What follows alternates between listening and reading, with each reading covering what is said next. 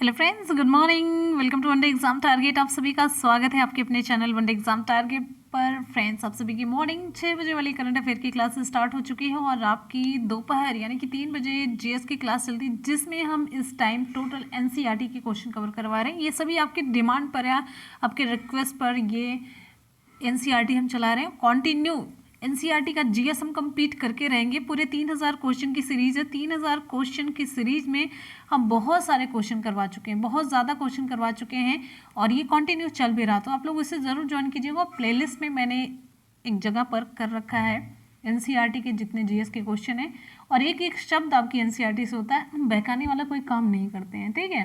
तो चलिए स्टार्ट करते हैं आज की क्लास को बिना किसी देरी के। क्वेश्चन है, हाल ही में हाफ मैराथन चैंपियनशिप डीनिया 2020 की एम्बेसडर किसे चुना गया? ऑप्शन यहाँ पर हमारा सही हो जाता है ऑप्शन डी, कॉन्स्टेंटिना डिटा। ये होंगी चैंपियनशिप, जो हाफ मैराथन चैंपियनशिप 2020 हो रहा है, इसकी ये एम्बेसडर चुनी गई हैं। तो विश्व एथलेटिक्स हाफ मैराथन चैंपियनशिप डीनिया, यानी कि इसे हम इंग्लिश में भी लिख देते हैं world athletics half marathon championship Gdynia, GDYNIA। आपको बता दें, विश्व एथलेटिक्स हाफ मैराथन चैंपियनशिप 2020 को पहले पोलैंड के डीनिया में 29 मार्च 2020 के लिए निर्धारित किया गया था, लेकिन इस पैंडेमिक की वजह से इसे कब तक के लिए स्थगित किया गया था? 17 अक्टूबर के लिए। आप जानते रहिएगा कब हुआ है। और यहाँ पर कॉन्स्टेंटिना डिटा के बारे में आपको बता देते हैं। तो ये वर्ल्ड हाफ मैराथन चैंपियनशिप के 8 संस्करणों में डिटा ने प्रतिस्पर्धा की और इस प्रक्रिया में 7 पदक इन्होंने जीते, जिससे ये इस आयोजन के इतिहास में सबसे सफल एथलीट बन गई। तो 2005 में एडमॉन्टन में उनकी दोहरी जीत, व्यक्तिगत और टीम स्वर्ण पदक जीतना उनके करियर का मुख्य हिस्सा है। इसके अलावा इन्होंने 2008 में बीजिंग चीन में ओलंपिक खेलों में मैराथन स्वर्ण पदक भी जीता है, इसीलिए इन्हें एम्बेसडर बनाया गया।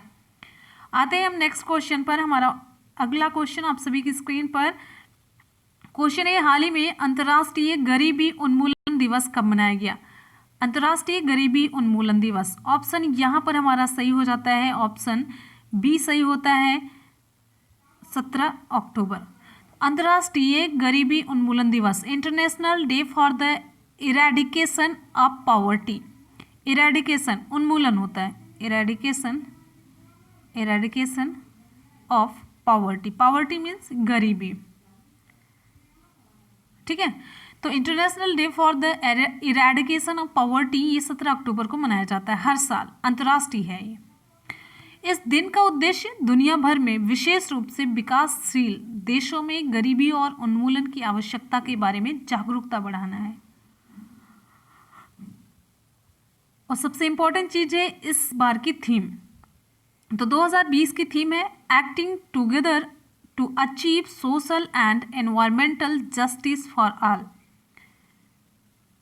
एक साथ काम करके सोशल, सामाजिक और पर्यावरणीय न्याय मिलना सभी के लिए, ठीक है। सभी के लिए सामाजिक और पर्यावरणीय न्याय प्राप्त करने के लिए एक साथ अभिनय करना, ठीक है। तो इस वर्ष इस दिवस का विषय सभी के लिए सामाजिक और पर्यावरणीय न्याय प्राप्त करने की चुनौती से संबंधित है, जैसा कि आप लोग इसका अर्थ निकाल करके हम बता रहे हैं आपको। क्लियर है? चलिए अगले क्वेश्चन पर चलेंगे। नेक्स्ट हमारा क्वेश्चन आप सभी की स्क्रीन पर आ रहा है, बहुत ही इंपॉर्टेंट सा क्वेश्चन। हाल ही में भारत ने फिलिस्तीन शरणार्थियों के लिए कितनी सहायता राशि दी है? विकल्प यहाँ पर हमारा सही हो जाता है ऑप्शन ए सही होता है $1 मिलियन। ऑप्शन यहाँ पर आपका ए सही होता है $1 मिलियन। जैसा कि मैंने आपको पहले भी बताया है, भारत फिलिस्तीन शरणार्थियों के लिए सहायता राशि देता रहता है। तो भारत ने पूर्व में फिलिस्तीन शरणार्थियों के लिए काम करने वाली संस्था है, अच्छा फिलिस्तीन शरणार्थियों के लिए काम करने वाली जो संस्था है वो पूछा जाता है एग्जाम में, इंपॉर्टेंट है।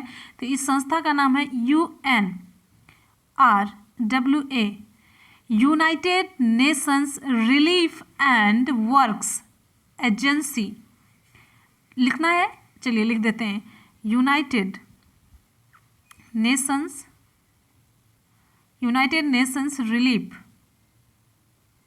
Relief and works. अब आगे है ए से एजेंसी, ये है इसका फुल फॉर्म। तो इसे $1 मिलियन की सहायता राशि का योगदान दिया भारत ने। ये जो सहायता दी जा रही है किसके लिए दी जा रही है? भारत ने सहायता किस लिए दी है? शौक बस, या फिर उसे बहुत अच्छा लग रहा था? नहीं, किसी पर्टिकुलर काम के लिए दी जाती। तो ये सहायता भारत ने शिक्षा, स्वास्थ्य देखभाल, राहत और सामाजिक सेवाओं सहित एजेंसी के और कार्यक्रमों और सेवाओं में योगदान देने के लिए ये प्रदान किए हैं। ठीक है, चलिए अब यहां पर आपको बता देते हैं कि UNRWA का मुख्यालय कहां पर है। इसका मुख्यालय है जॉर्डन के अम्मान में।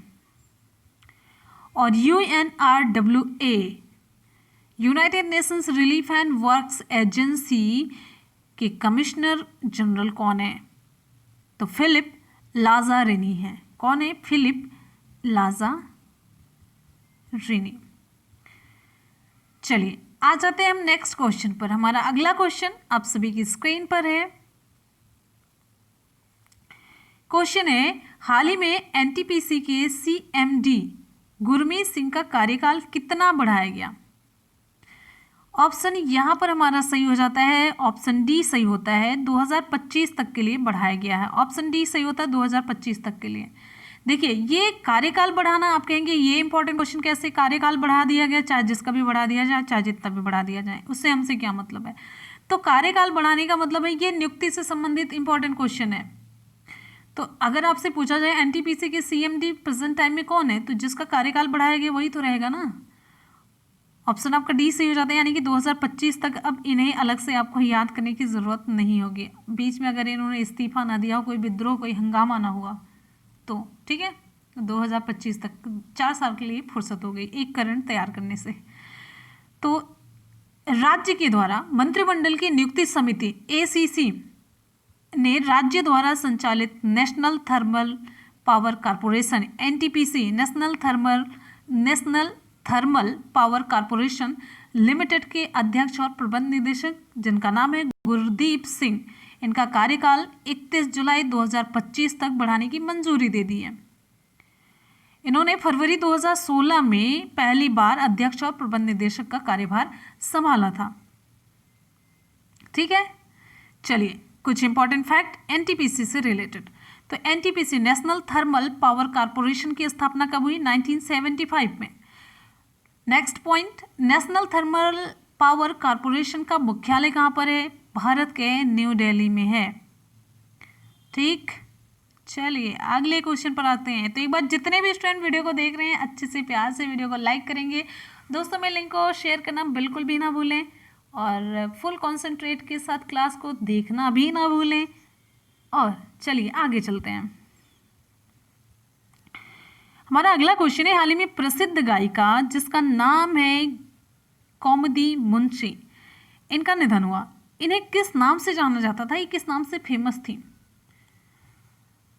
ऑप्शन यहाँ पर हमारा बी सही हो जाता है, गुजरात की कोकिला। ऑप्शन बी सही होता है, गुजरात की कोकिला। गुजरात की कोकिला कही जाने वाली ये जानी मानी गायिका हैं कौमुदी मुंशी। इनका भी कोविड की वजह से निधन हो गया। ठीक है, और इन्होंने अपने गुजरात की कोकिला कहने का मतलब ये कि इन्होंने अपने करियर की शुरुआत में ज़्यादातर गुजराती गाने ही गाए। ठीक है, इन्हें एक गाने से लोकप्रियता मिली थी, सच्ची रे मारी सत्रे भवानी माँ। इस गाने से इन्हें लोकप्रियता मिली थी। और इसके अलावा इन्होंने भोजपुरी फिल्मों में भी गाना गाया है। तो बताना भी, भोजपुरी के जो गाने होते हैं वो तो हम यहाँ पर बता भी नहीं सकते। तो वहाँ से फेमस हुई थी कुछ, और इन्हें जैसे कुछ पुरस्कार भी मिले थे, बहुत ज़्यादा ऐसा नहीं। ठीक है, तो बस इतना ही जानते रहिएगा आप कि गुजरात की जो कोकिला है ये वाला टर्म यूज होता है इसके लिए, कौमुदी मुंशी के लिए, और मेनली गुजरात से रिलेट करती हैं। बस इतना इंपॉर्टेंट है और ज़्यादा कुछ इंपॉर्टेंट नहीं। ठीक है, नेक्स्ट क्वेश्चन पर आएंगे। हमारा अगला क्वेश्चन आप सभी की स्क्रीन पर।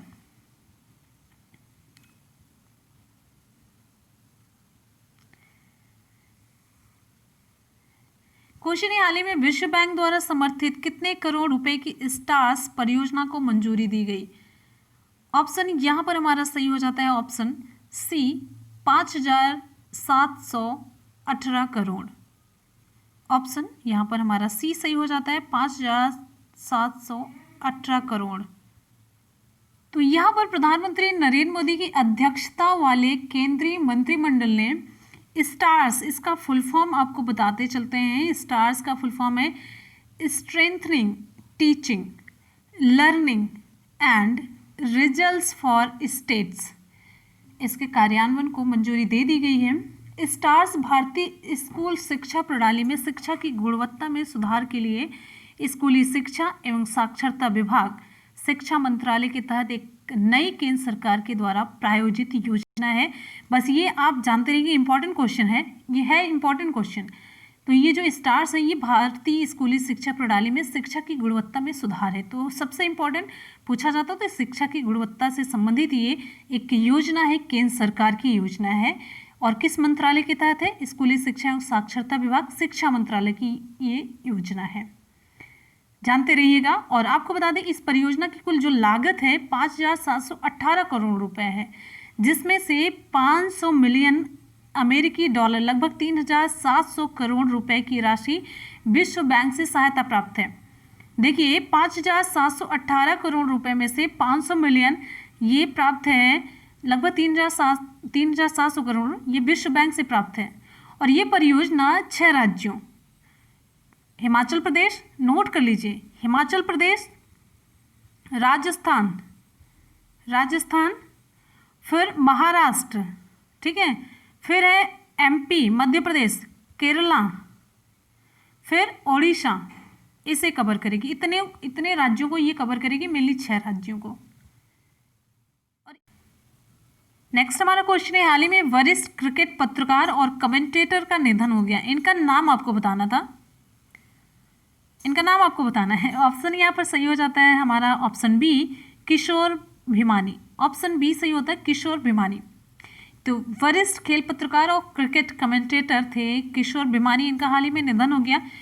और आपको बता दें ये 80 और 90 के दशक में एक महत्वपूर्ण बहुत ही प्रमुख क्रिकेट कमेंटेटर थे।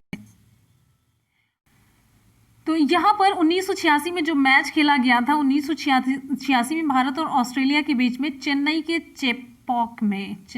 चेपॉक में भारत और ऑस्ट्रेलिया के बीच 1986 में मैच खेला गया था। तो उस दौरान जो इन्होंने कमेंटेटरी की थी उसके लिए सबसे ज़्यादा याद किए जाते हैं। और इन्हें 2013 में मीडिया और कमेंट्री के क्षेत्र में उनके दशकों लंबे योगदान के लिए लाइफ टाइम अचीवमेंट पुरस्कार से भी सम्मानित किया गया था। आते हैं हम अगले क्वेश्चन पर। नेक्स्ट हमारा क्वेश्चन आप सभी के लिए क्वेश्चन है, हाल ही में इंटरनेशनल सोलर अलायंस का अध्यक्ष बना कौन सा देश? ऑप्शन यहाँ पर हमारा सही हो जाता है ऑप्शन ए अपना भारत। तो ये वर्चुअली कार्यक्रम आयोजित किया गया।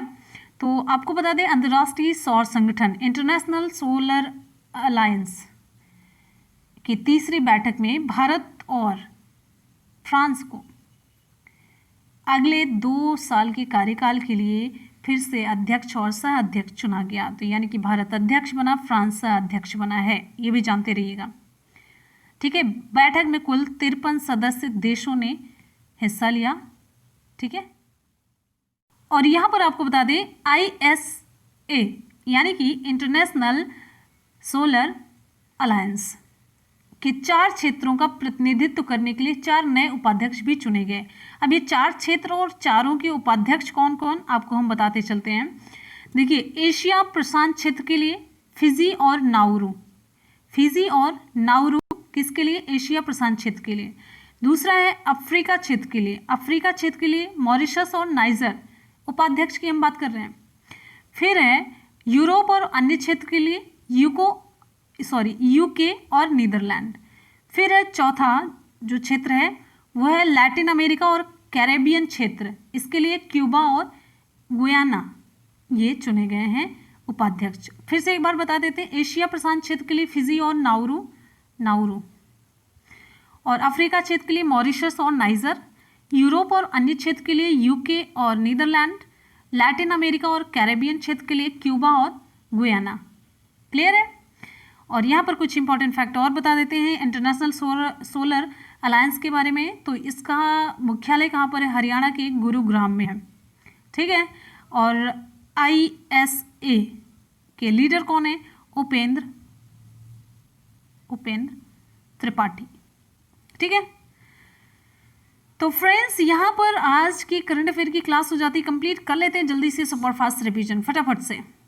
क्वेश्चन है हाल ही में हाफ मैराथन चैंपियनशिप डीनिया 2020 के एम्बेसडर किसे चुना गया? तो विकल्प यहाँ पर आपका सही हो जाता है ऑप्शन डी, कॉन्स्टेंटिना डिटा।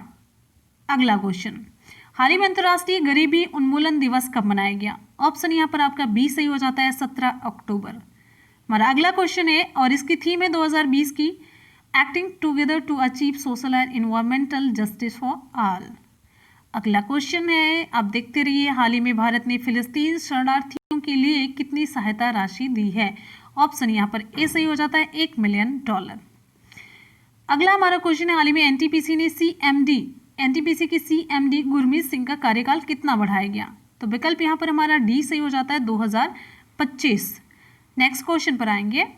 क्वेश्चन है, हाल ही में प्रसिद्ध गायिका कौमुदी मुंशी का निधन हुआ, इन्हें किस नाम से जाना जाता है? ऑप्शन बी सही हो जाता है गुजरात की कोकिला के नाम से जाना जाता है। नेक्स्ट हमारा क्वेश्चन आप सभी की स्क्रीन पर। क्वेश्चन है, हाल ही में विश्व बैंक द्वारा समर्थित कितने करोड़ रुपए की स्टार्स परियोजना को मंजूरी दी गई? ऑप्शन सी सही हो जाता है 5,718 करोड़ रुपए। क्वेश्चन है, हाल ही में वरिष्ठ क्रिकेट पत्रकार और कमेंटेटर का निधन हो गया, इनका नाम क्या था? इनका नाम है ऑप्शन बी सही होता किशोर भिमानी। अगले क्वेश्चन पर आएंगे। नेक्स्ट है हमारा, हाल ही में इंटरनेशनल सोलर अलायंस का अध्यक्ष कौन सा देश बना? तो विकल्प यहाँ पर हमारा ए सही हो जाता है भारत, और सह अध्यक्ष बना है फ्रांस। ये ध्यान रखिएगा। और आपको मैंने 4 क्षेत्र बताए, चारों के उपाध्यक्ष भी बता दिए। तो फ्रेंड्स यहाँ पर आज के करंट अफेयर और साथ साथ में सुपरफास्ट रिवीजन में हम लोगों ने कंप्लीट कर लिया। चलते हैं कल के क्वेश्चन की तरफ, उसका करेंगे सुपरफास्ट रिवीजन। क्वेश्चन है, हाल ही में माइक्रोसॉफ्ट ने किसके साथ मिलकर छात्रों और शिक्षकों को सशक्त बनाने के लिए साझेदारी की? ऑप्शन हमारा ए सही हो जाता है AICTE ने। नेक्स्ट क्वेश्चन है, हाल ही में किस बैंक ने अपने ग्राहकों के लिए the healthy life programme launch किया? ऑप्शन यहाँ पर हमारा सही हो जाता है ऑप्शन बी HDFC बैंक ने। नेक्स्ट है, हाल ही में PM मोदी ने FAO की किस वर्षगांठ पर स्मारकीय सिक्का जारी किया? ऑप्शन सी सही हो जाता है 75वीं वर्षगांठ। नेक्स्ट हमारा क्वेश्चन है, हाल ही में किस राज्य में दुनिया का सबसे बड़ा ग्रीन फील्ड जिंक स्मेल्टर बना? ऑप्शन ए सही हो जाता है गुजरात में। नेक्स्ट हमारा क्वेश्चन है, हाल ही में किस बैंक ने मालदीव को 400 मिलियन के सॉफ्ट लोन का विस्तार दिया? ऑप्शन डी सही हो जाता है एक्सिम बैंक। नेक्स्ट है, हाल ही में ऑस्कर जीतने वाली किस पहली भारतीय महिला का निधन हुआ? या फिर कौन सी पहली भारतीय थी जिन्हें ऑस्कर मिला? ऑप्शन बी सही हो जाता है। दोनों क्वेश्चन सही है। क्वेश्चन है, हाल ही में विश्व खाद्य दिवस कब मनाया गया? विश्व खाद्य दिवस आपको बताना है, विकल्प कौन सा सही होगा? ऑप्शन ए सही हो जाता है 16 अक्टूबर को। नेक्स्ट हमारा क्वेश्चन, और इस बार की थीम भी आप देख लीजिए, grow nourish sustain together. Question है, हाल ही में किस देश के राष्ट्रपति जिनका नाम है सोरोनबाई जेनेबकोव ने अपने पद से इस्तीफा दिया? तो विकल्प बी सही हो जाता है किर्गिस्तान। तो फ्रेंड्स यहाँ पर कल के करंट अफेयर का भी सुपरफास्ट रिवीजन हम लोगों ने कर लिया। आ जाते हैं आज के सवाल की तरफ। क्वेश्चन है, हाल ही में इंटरनेशनल सोलर अलायंस का अध्यक्ष बना है कौन सा देश? आप लोग कमेंट सेक्शन में जरूर बताएं, भारत, अमेरिका, फ्रांस या कोई नहीं। जल्दी से कमेंट सेक्शन में कमेंट करके आपको बताना है, डिटेल में रिप्लाई करना है और हमेशा की तरह फीडबैक भी जरूर देना। और आपका एक न्यू चैनल है मुनमुन ब्लॉग्स, जिसके लिंक हम आपको नीचे डिस्क्रिप्शन बॉक्स में दे देंगे। आप लोग चैनल को सब्सक्राइब कर सकते हैं, उस पर हम आपको मिलेंगे। तो इसी के साथ आप लोग पढ़ते रहिए, मेहनत करते रहिए, सफलता जरूर मिलेंगे फिर नेक्स्ट वीडियो में। तब तक के लिए good bye, take care, thank you so much, love you all, bye bye, take care, जय हिंद।